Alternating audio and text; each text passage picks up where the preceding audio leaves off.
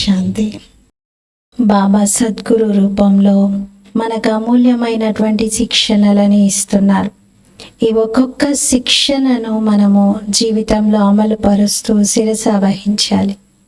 స్మృతి యాత్రలో ఉన్నాం మనం. ఈ యాత్రలో ఆత్మరూపీ బ్యాటరీని పూర్తిగా ఛార్జ్ చేసుకుంటున్నాం. జన్మ జన్మలుగా డిశ్చార్జ్ అవుతూ వచ్చింది బ్యాటరీ, ఇప్పుడే నింపుకోవాలి.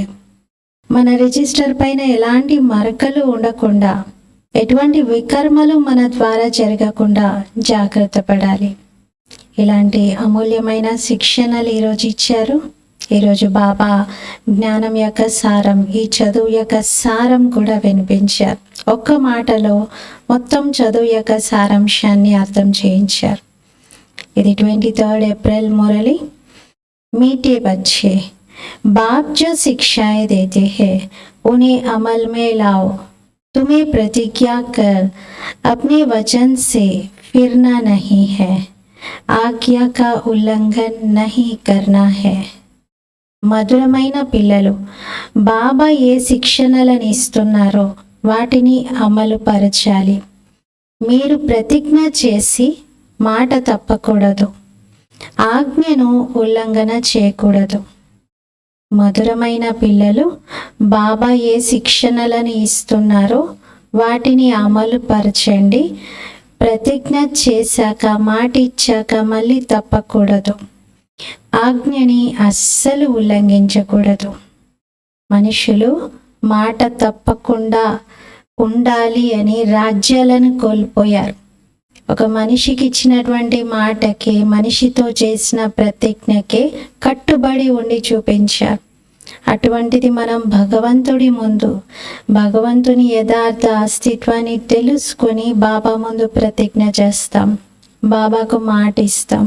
మళ్ళీ దాన్ని అస్సలు తప్పకూడదు, అస్సలు వెనక్కి తీసుకోకూడదు, ఆజ్ఞని ఉల్లంఘన చేయకూడదు. प्रश्न, तुम्हारी पढ़ाई का सार क्या है? तुम्हें कौन सा अभ्यास अवश्य करना है? మీ చదువు యొక్క సారము ఏమిటి? మీరు ఎటువంటి అభ్యాసం తప్పనిసరిగా చేయాలి? మొత్తం చదువు ఆది మధ్యాంతంతో కూడినటువంటి చదువు, మొత్తం సృష్టి యొక్క రహస్యాలన్నీ ఇమిడి ఉన్నటువంటి చదువు, పూర్తి ఆత్మ యొక్క 84 జన్మల స్టోరీని కలిగి ఉన్న చదువు. ఈ చదువు యొక్క ఎసెన్స్, సారం ఏంటి అంటున్నారు బాబా. జవాబు, తుమారీ పడాయి హే వానప్రస్థ మే జానేకి.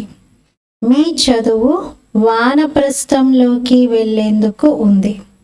అంటే ఈ చదువుకున్న తర్వాత ఫైనల్గా చివరికి మనము పరంధామం ఇంటికి వెళ్తాం. అంటే ఈ చదువు వానప్రస్థంలో వెళ్ళేందుకోసము ఉంది. ఇస్ పడాయి కా సార్ హే వాణి సే పరే జానా. మరి చదువు యొక్క సారం ఏమనగా వానికి అతీతంగా అవ్వటం. ఈ చదువుతో వానప్రస్థంలోకి వెళ్తున్నాము. చదువు యొక్క సారమేమో వానికి అతీతంగా అవ్వటం. బాప్ హీ సబ్కో వాపస్ లే జాతే హే. బాబానే అందరినీ తిరిగి తీసుకొని వెళ్తారు. తుమ్ బచ్చోं को घर जाने के पहले सतु प्रधान बनना है.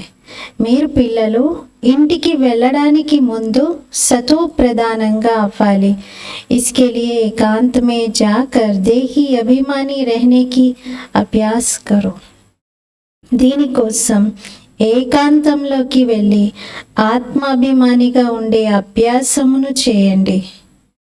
అశరీరిగా అయ్యే అభ్యాసమే ఆత్మను సతో ప్రధానంగా తయారు చేస్తుంది. మొత్తం చదువు యొక్క సారం శబ్దానికి అతీతంగా అవ్వటం. ఎందుకంటే మనం పరంధామం వెళ్ళేది ఉంది, కంప్లీట్ సైలెన్స్ లోకం. జన్మ జన్మలుగా టాకీ వరల్డ్లో ఉంటూ చాలా మాట్లాడుతూ శబ్దంలోకి వచ్చేస్తాం. ఇప్పుడు మళ్ళీ శబ్దానికి అతీతంగా చేయటం, ఇది ఈ చదువు యొక్క సారం. బాబా అందరినీ తీసుకెళ్ళడానికి వచ్చారు, కానీ తీసుకొని వెళ్ళాలి అంటే పావనంగా చేసి తీసుకెళ్ళాలి. అందుకే బాబా ఇక్కడ మీరు సతో ప్రధానంగా కండి, సతో ప్రధానము అంటే ఆత్మ యొక్క సత్వ గుణాలలో ప్రధానతను తీసుకురావాలి. ఆత్మ యొక్క సత్వ గుణాలు ఏవైతే జ్ఞానం, పవిత్రత, శాంతి, సుఖము, ఆనందం, ప్రేమ, శక్తి, ఈ 7 గుణాలలో పరిపూర్ణతను తీసుకురావాలి. దీనికోసం ఏకాంతంలోకి వెళ్ళి పదే పదే నేను ఆత్మను, దేహానికి అతీతంగా ఉన్నాను, ఈ శరీరాన్ని నడిపిస్తున్నాను, ఇలా ఆత్మాభిమానిగా ఉండేటువంటి అభ్యాసం చేయండి. అశరీరిగా అయ్యే అభ్యాసమే ఆత్మను సతో ప్రధానంగా చేస్తుంది. శరీరంతో డిటాచ్డ్గా అయ్యేటువంటి అభ్యాసం చాలా అవసరం. ఓం శాంతి. స్వయాన్ని ఆత్మగా భావించి తండ్రిని జ్ఞాపకం చేయడంతో మీరు తమో ప్రధానం నుండి సతో ప్రధానంగా అవుతారు. అలాగే విశ్వానికి యజమానిగా అవుతారు. కల్పకల్పం మీరు ఇలాగే తమో ప్రధానం నుండి సతో ప్రధానంగా అవుతారు. మళ్ళీ 84 జన్మల్లో మళ్ళీ తమో ప్రధానంగా అవుతారు. మళ్ళీ బాబా వచ్చి శిక్షణ ఇస్తారు. స్వయాన్ని ఆత్మగా భావించి తండ్రిని, నన్ను జ్ఞాపకం చెయ్యండి అంటారు. అంటే నేను మీ తండ్రిని, మీ ఆత్మకు సర్వ సంబంధాలు నేనే, మీరు సతో ప్రధానంగా అవ్వాలంటే నన్నే జ్ఞాపకం చెయ్యాలి అని బాబా తెలియజేస్తారు. భక్తి మార్గంలో కూడా మీరు నన్ను ఎంతగానో జ్ఞాపకం చేస్తూ వచ్చారు. కానీ ఆ సమయంలో మోటు బుద్ధి ఉంది, అంటే మందబుద్ధిగా ఉన్నాం కాబట్టి జ్ఞానం అంతగా లేదు. ఇప్పుడు సూక్ష్మ బుద్ధి యొక్క జ్ఞానం మీకు లభించింది అంటున్నారు. ప్రాక్టికల్గా మీరు ఇప్పుడు తండ్రిని అర్ధసహితంగా జ్ఞాపకం చేస్తున్నారు. ఇది కూడా అర్థం చేయించాలి. ఆత్మ కూడా ఒక స్టార్ మాదిరిగానే ఉంది, తండ్రి కూడా స్టార్గానే ఉన్నారు. అంటే శివబాబా విషయంలో బాబా పరిచయం జ్యోతిర్బిందువు అని చెప్పగానే కన్ఫ్యూజ్ అవుతూ ఉంటారు. బిందువా, బిందువుని ఎలా జ్ఞాపకం చేస్తాము అని. కానీ నిజానికి మనం కూడా అటువంటి ఒక బిందువుగానే ఉన్నాము అని స్వపరిచయము, సర్వుల పరిచయము అర్థమవుతే సహజమవుతుంది బాబాని జ్ఞాపకం చేయటం. సిర్ఫ్ వహ పునర్జన్మ నహీ లేతే హే, తుమ్ లేతే హో, ఇసిలియే तुमको तमो प्रधान बनना पड़ता है. కేవలం శివబాబా పునర్జన్మలు తీసుకోరు, మీరు తీసుకుంటారు. అందుకే మీరు తమో ప్రధాన స్థితికి చేరుకుంటారు. మళ్ళీ సతో ప్రధానంగా అవ్వడానికి శ్రమ చేస్తూ ఉంటారు. మాయ గడియ గడియ మరిపింప చేస్తూ ఉంటుంది. ఇప్పుడైతే తప్పు లేని వారిగా అవ్వాలి, ఇంకా పొరపాట్లు తప్పులు చేయకూడదు. ఒకవేళ తప్పులు చేశారు అంటే ఇంకా అధికంగా తమో ప్రధానంగా అవుతారు. డైరెక్షన్స్ అయితే బాబా ఇస్తూనే ఉన్నారు.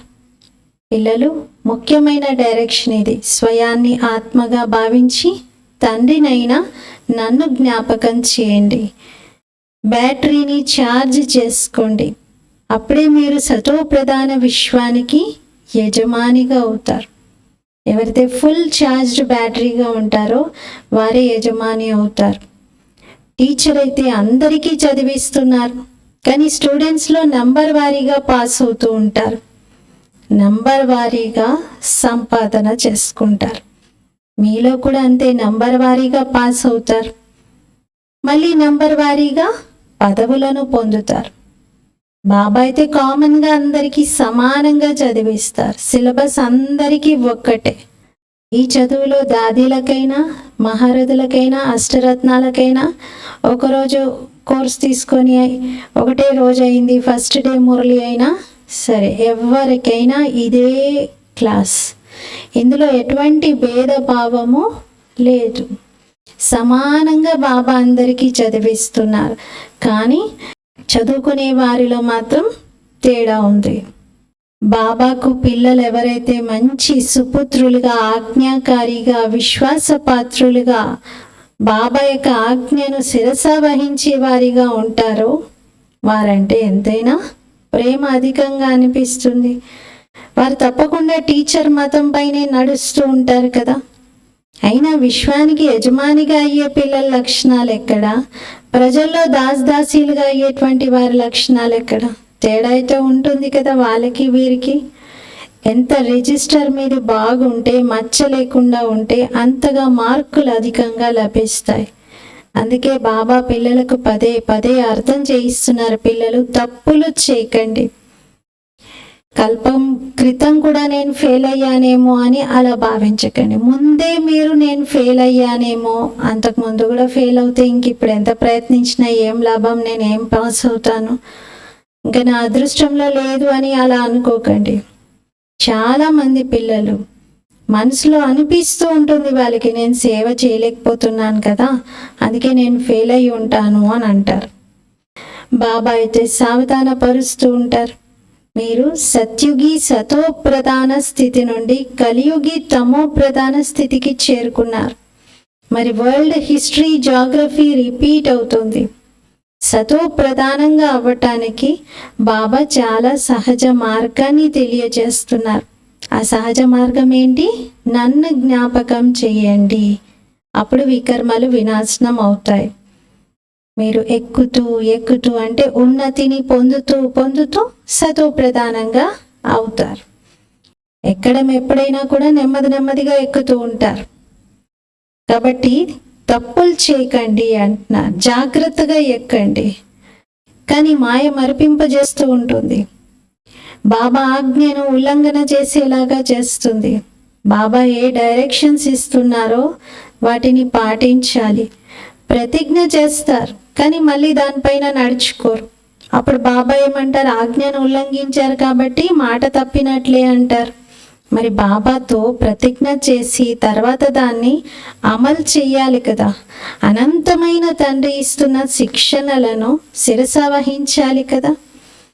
ఇటువంటి శిక్షణలను ఇంకెవరైనా ఇవ్వగలుగుతారా? మరి బాబా శిక్షణలతో ఎంత మార్పు, ఎంత పరివర్తన మనలో కనిపించింది. తప్పనిసరిగా మార్పు జరిగేదే ఉంది. చిత్రాలు ఎంత బాగున్నాయి.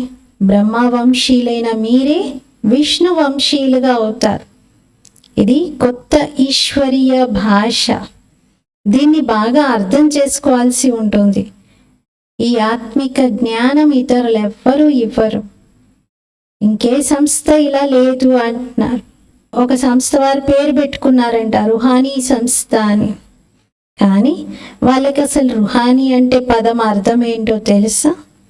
రుహానీ సంస్థ మీది తప్ప ఇంకెవ్వరిది ఉండదు అంటున్నారు. మీకే ఇక్కడ ఆత్మిక జ్ఞానం ఉంది, ఆత్మిక పరిచయం ఉంది. ఇమిటేషన్ అయితే చాలా మంది చేస్తూ ఉంటారు. ఇవన్నీ కొత్త విషయాలు. మీరు చాలా కొద్ది మంది ఇప్పుడు ఉన్నారు. ఎవరికి ఈ విషయాలు బయటి వాళ్ళకి అర్థం కావు. మొత్తం వృక్షం ఇప్పుడు నిలబడి ఉంది, కాండం లేదు.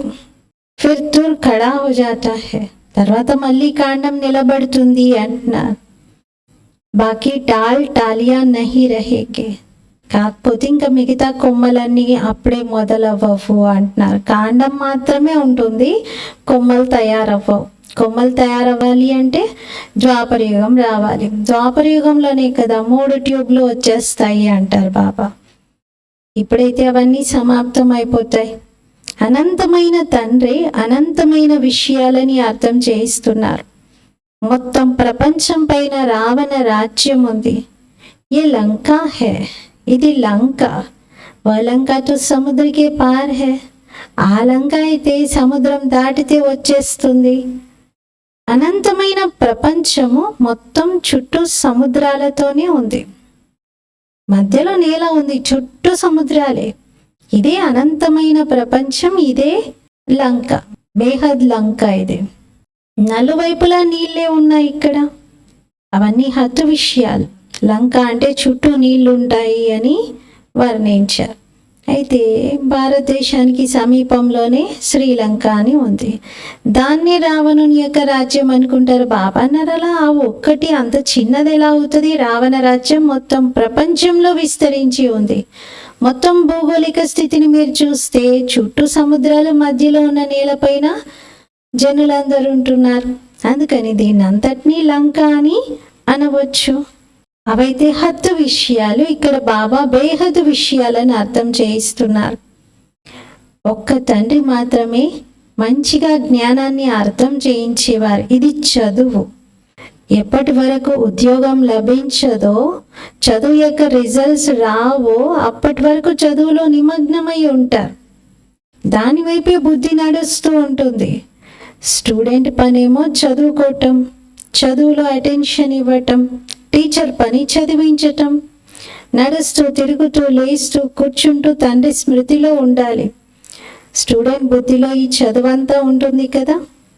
పరీక్షల రోజుల్లో చాలా శ్రమ చేస్తూ ఉంటారు. ఎక్కడ ఫెయిల్ అవుతానో ఏమో అని భయంతో బాగా చదువుకుంటారు. ఎవరికి ఫెయిల్ అవ్వడం ఇష్టం ఉండదు కదా, అందుకే చదువులో నిమగ్నం అవుతారు. ప్రత్యేకంగా ఉదయం సమయంలో తోటకు వెళ్ళి కూర్చొని మరీ చదువుకుంటారు. ఎందుకంటే ఇంట్లో అయితే అల్లరితో కూడిన వైబ్రేషన్స్ ఉంటాయి, అవన్నీ నెగిటివ్గా ఉంటాయి. బాబా అర్థం చేయించారు. ఆత్మాభిమానిగా అయ్యే అభ్యాసం చేయండి, దీన్ని ఎప్పుడు మర్చిపోకండి. ఏకాంతం యొక్క స్థానం చాలా బాగుంటుంది. మొదట్లో క్లాస్ పూర్తి కాగానే పిల్లలందరూ ఒక్కో కొండపైకి వెళ్ళి కూర్చొని ఏకాంతంలో మననం చేసేవారు. ఇప్పుడు రోజు రోజుకి నాలెడ్జ్ చాలా డీప్గా అవుతుంది. సూరజ్ భాయ్ తన అనుభవంలో వినిపించారు. జ్ఞానంలో సమర్పితమైనటువంటి ఆది రోజుల్లో మురళి కాగానే ఒక్కో కొండపైకి వెళ్ళి గంటలు గంటలు కూర్చునేవారంట. ఏకాంతంలో జ్ఞానం యొక్క మననం చేస్తూ జ్ఞానం యొక్క సూక్ష్మమైనటువంటి రహస్యాలన్నింటినీ కూడా అర్థం చేసుకున్నారు. అలా బాబా అంటారు, పిల్లలు మంతన చేయండి, ఏకాంతం యొక్క అభ్యాసం చేయండి. స్టూడెంట్ కో ఏం ఆబ్జెక్ట్ యాద్ रहती है. విద్యార్థికి లక్ష్యం ఉద్దేశం అయితే గుర్తుంటాయి కదా. యహే వానప్రస్థ అవస్థ మే జానే కి పడాయి. ఇది వానప్రస్థ స్థితిని చేరుకునేందుకు చదువు. ఒక్క బాబా తప్ప ఈ చదువును ఎవరు చదివించలేరు. సాధు సన్యాసులు మొదలైన వారైతే భక్తి నేర్పిస్తారు. వానికి అతీతంగా వెళ్ళేటువంటి మార్గము బాబా మాత్రమే తెలియజేస్తారు. ఇన్ఫాక్ట్ చెప్పాలంటే సాధు సన్యాసులు నివృత్తి మార్గంలో ఉండేవారు. అసలు వాళ్ళు భక్తి చెయ్యరు, వాళ్ళు ఏ పూజలు చెయ్యరు. వాళ్ళు మాది జ్ఞాన మార్గం అని చెప్తారు, భక్తికి దూరంగా ఉంటారు. కానీ వాళ్ళ దగ్గర ఎవరైతే భక్తులు వస్తారో వాళ్ళకు మళ్ళీ భక్తి నేర్పిస్తారు. సాధన చేయడం కాదు, మళ్ళీ భక్తి విధానాలే చేయండి అని చెప్తారు. వాళ్ళు చెయ్యరు, కానీ అలా చెప్తారు వేరే వాళ్ళకి. ఒక్క బాబా మాత్రమే ఇలా వానికి అతీతంగా అయ్యేటువంటి మార్గం, ఈ జ్ఞానాన్ని నేర్పించగలుగుతారు. బాబా ఇచ్చే ఈ డైరెక్షన్స్ ఇంకెవరూ ఇవ్వలేరు. బాబా ఇంటికి తీసుకెళ్లేందుకే వచ్చారు. ఇప్పుడు మీరు అనంతమైన వానప్రస్థ స్థితిలో ఉన్నారు. దీని గురించి ఎవరికీ తెలియదు. బాబా అంటారు, పిల్లలు మీరందరూ వానప్రస్థీలే. మొత్తం ప్రపంచమే వానప్రస్థ స్థితిలో ఉంది. కోయి పడే వ నా పడే వాపస్ సబ్కో జానా హై. ఎవరైనా చదువుకున్నా చదువుకోకపోయినా అందరూ తిరిగి వెళ్ళాల్సిందే. ఏ ఆత్మలైతే మూలవతనానికి వెళ్తాయో అవన్నీ వాటి వాటి సెక్షన్స్లోనే సెట్ అయి ఉంటాయి. ఆత్మల వృక్షం కూడా అద్భుతంగా తయారై ఉంది. కల్పవృక్షం చిత్రం కూడా మొదట బాబా విశ్వరతన్ దాదాని తయారు చేయమని చెప్పారు. మరి ఎలా తయారు చేయాలి, వృక్షాన్ని ఎలా గీయాలి, దాని యొక్క బీజము, వేర్లు, వేర్లలో సంగమయుగాన్ని చూపించాలి, కాండము, కొమ్మలు, ఇవన్నీ చూపించడానికి బాగా చింతన చేసి ఆ రూపాన్ని తీసుకొచ్చారు. చిత్రము చాలా అందంగా తయారయ్యింది. ఇది బాబా అంటారు, ఎంత వండర్ఫుల్ జ్ఞానం ఇందులో ఇమిడి ఉంది. చాలా అక్యురేట్ చిత్రం ఇది, కొంచెం కూడా ఇందులో తేడా లేదు అంటారు. లివర్ ఆర్ సిలిండర్ గడి హోతీ హేనా. ఏ విధంగా ఎగ్జాంపుల్గా బాబా అక్యురసీ విషయంలో లివర్ గడియారం, సిలిండర్ గడియారం ఎంత అక్యురేట్గా పనిచేస్తాయో అలాగే ఈ చిత్రాలు కూడా ఉన్నాయి అంటున్నారు. इसमें भी किन का उपयोग लीवर रहता है, किन का सिलेंडर रहता है. మరి ఎలా అయితే గడియారాల్లో లివర్ గడియారం, సిలిండర్ గడియారం ఉంది, అలాగే కొందరి బుద్ధి, కొందరి పిల్లలది లివర్ గడియారం లాగా, కొందరిది సిలిండర్గా ఉంటుంది అంటున్నారు. కొందరిదైతే అసలు ఏ మాత్రం బుద్ధి నడవదు. గడియారం ఆగిపోయి ఎలా ఉంటుందో అలా కొంతమంది బుద్ధి కూడా డల్గా ఉంది, నడవదు. तुमको बिल्कुल लीवर गड़ी बनना है तो राजाई में जाएंगे.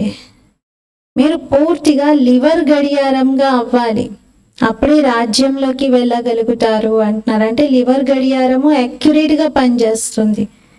సిలిండర్ ప్రజామే జాయింగే, ఇక వేరే కంపెనీది ఉంది సిలిండర్, అదైతే ఆ గడియారం లాగా పనిచేసేవారు, అటువంటి స్థితి కలిగిన వారు ప్రజల్లోకి వెళ్తారు అంటున్నారు. పురుషార్థం అయితే యాక్యురేట్గా లివర్ గడియారం లాగా చేయాలి. రాజ్య పదవిని తీసుకునేటువంటి వారు కోట్లల్లో కొందరే ఉంటారు, వారే విజయమాలలో తిప్పబడతారు. పిల్లలు అర్థం చేసుకుంటున్నారు, శ్రమ అయితే ఉంది, తప్పనిసరిగా శ్రమ చేయాల్సిందే అంటారు. బాబా గడియ మర్చిపోతున్నాము అని బాబా అర్థం చేయిస్తారు. పిల్లలు మీరెంత పెహల్వాన్గా అవుతారో మాయ కూడా జబర్దస్త్గా మీతో పోరాడుతూ ఉంటుంది.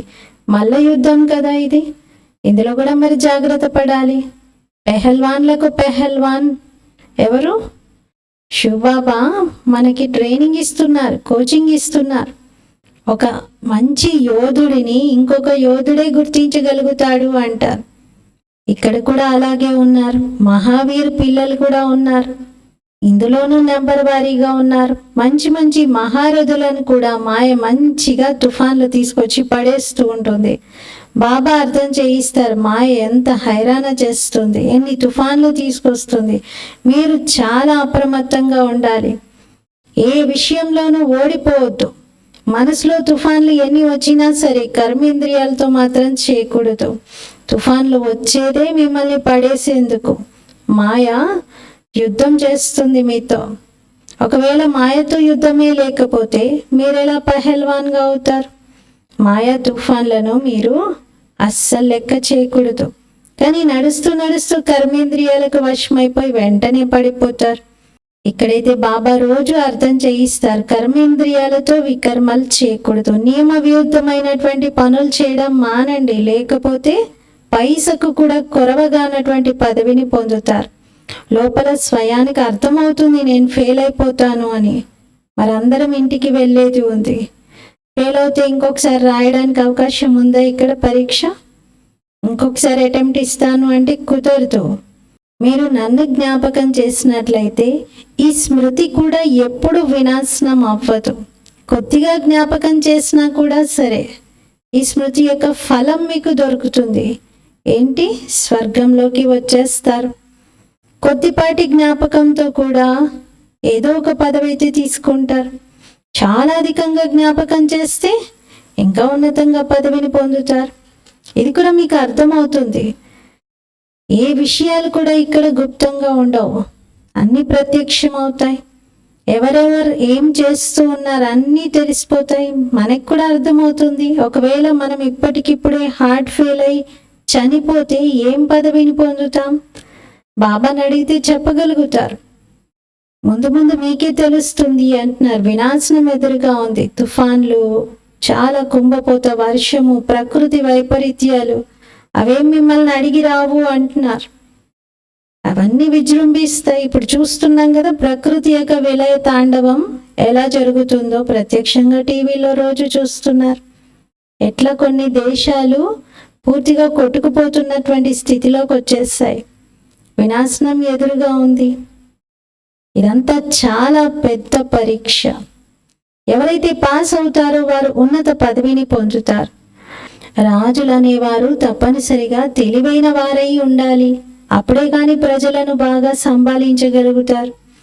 ఐసిఎస్ పరీక్షలో కొద్దిమంది పాస్ అవుతారు. ఒకప్పుడు ఐసిఎస్ అనేది ఇండియన్ సివిల్ సర్వీసెస్ అని, ఇప్పుడు దాన్ని యూపీఎస్సి అని అంటున్నారు. అలాంటి పరీక్షల్లో కొద్దిమందే పాస్ అవుతారు.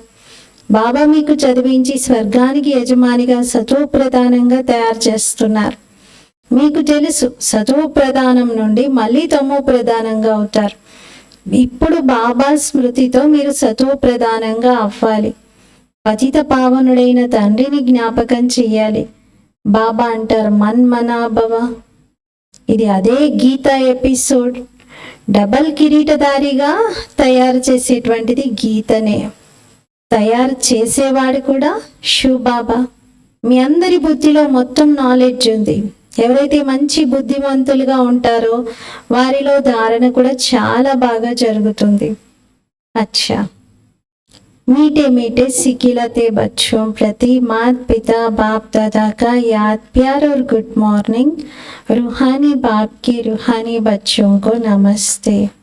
हम रूहानी बच्चों की रूहानी बाप दादा को याद प्यार गुड मॉर्निंग और नमस्ते. मेरा बाबा मीठा बाबा प्यारा बाबा शुक्रिया बाबा. రాత్రి క్లాస్. ఈ రాత్రి క్లాస్ బాబా అవ్యక్తం అవ్వడానికి కొద్ది రోజుల ముందు వినిపించినటువంటిది. బ్రహ్మ బాబా 18 జనవరి 1969లో అవ్యక్తమయ్యారు. ఈ మురళి 5 జనవరి 1969. बच्चे यहाँ क्लास में बैठे हैं और जानते हैं हमारा टीचर कौन है. పిల్లలు ఇక్కడ క్లాస్లో కూర్చున్నారు. మా టీచర్ ఎవరనే విషయం పిల్లలకు అర్థమైంది. ఇప్పుడు ఇదే స్మృతి మా టీచర్ ఎవరు అనేది విద్యార్థికి ప్రతి క్షణం గుర్తుంటుంది. ఎల్లవేళలా గుర్తుంచుకుంటారు. యహా భూల్ జాతే హై. ఇదే స్మృతి బయట ప్రపంచంలోనేమో మర్చిపోలేకపోతున్నారు, ఇక్కడేమో పిల్లలు మర్చిపోతున్నారు అంటున్నారు. టీచర్కి తెలుసు పిల్లలు నన్ను గడియ గడియ మర్చిపోతున్నారు అని. మరి ఇటువంటి ఆత్మీక తండ్రి ఇంకెప్పుడైనా లభిస్తారా? సంగమ యుగంలోనే లభిస్తారు. సత్యుగము మరియు కలియుగంలో అయితే దైహిక తండ్రులే లభిస్తారు. ఈ స్మృతి బాబా కలిగిస్తున్నారు. పిల్లలలో పక్కా అయిపోవాలి, ఇది సంగమ యుగము. ఇందులో మేం పిల్లలం ఇలా పురుషోత్తమంగా తయారవుతున్నాము. ఇలా బాబాని జ్ఞాపకం చేయడంతో ముగ్గురు గుర్తొచ్చేస్తారు. తండ్రి, టీచర్, సద్గురు. టీచర్ని జ్ఞాపకం చేసిన ముగ్గురు జ్ఞాపకం వస్తారు. గురువుని జ్ఞాపకం చేసిన ముగ్గురు జ్ఞాపకం రావాలి అంటున్నారు. ఈ స్మృతి అనేది తప్పనిసరిగా ఉండాలి. ముఖ్యమైన విషయం పవిత్రంగా అవ్వటం. పవిత్రంగా ఉన్న వారినే సతోప్రధానులు అని అంటారు. వారు ఉండేది సత్యుగంలో. ఇప్పుడు చక్రంలో అందరూ తిరుగుతూ ఉన్నారు. ఇది సంగమ యుగం. కల్పకల్పం బాబా వస్తారు, బాబా చదివిస్తారు. మీరు బాబా వద్దే ఉండేవారు కదా ఒకప్పుడు, అక్కడి నుండే వచ్చారు కదా, మీకు తెలుసు వీరే సత్యమైన సద్గురువు అని. నిజంగా బాబా ముక్తి జీవన్ముక్తి ధామం యొక్క దారిని తెలియజేస్తున్నారు. డ్రామా ప్లాన్ అనుసారంగా మనం పురుషార్థం చేసి తండ్రిని ఫాలో చేయాలి. ఇక్కడ శిక్షణ తీసుకొని ఫాలో చేస్తూ ఉండాలి. ఎలా అయితే ఈ బ్రహ్మ నేర్చుకుంటున్నారో అలాగే మీరు పిల్లలు కూడా పురుషార్థం చేస్తూ ఉండాలి. దేవతగా అవ్వాలి అంటే శుద్ధమైన కర్మలు చేయాలి. ఎటువంటి చెడు అనేది ఉండకూడదు.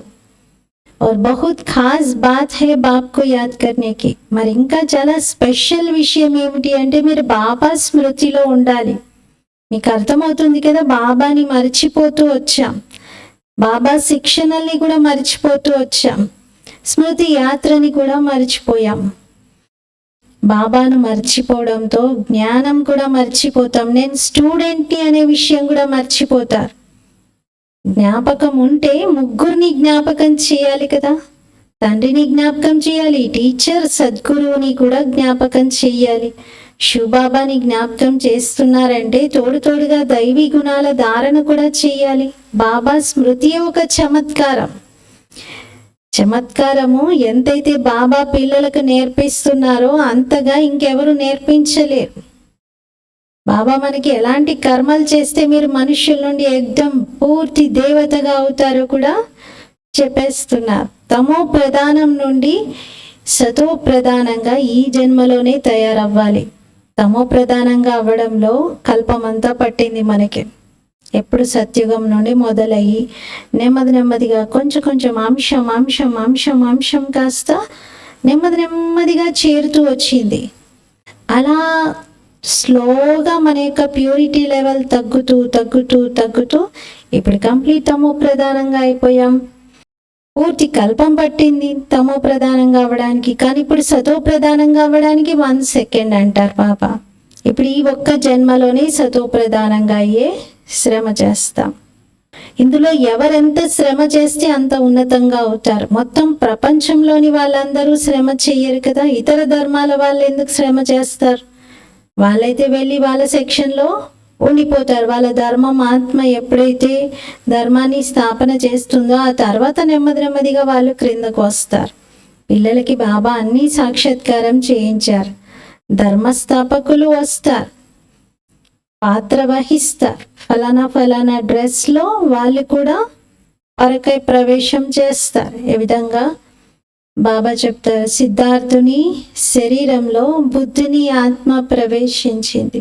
ధర్మస్థాపకులు వస్తారు, వాళ్ళు కూడా పాత్ర వహిస్తారు. తర్వాత అదే ధర్మంలో మళ్ళీ మళ్ళీ జన్మలు తీసుకుంటూ ఆ ధర్మాన్ని ఉన్నతి చేయడానికి, వృద్ధి చేయడానికి వారికి ఎంతో కృషి చేస్తారు.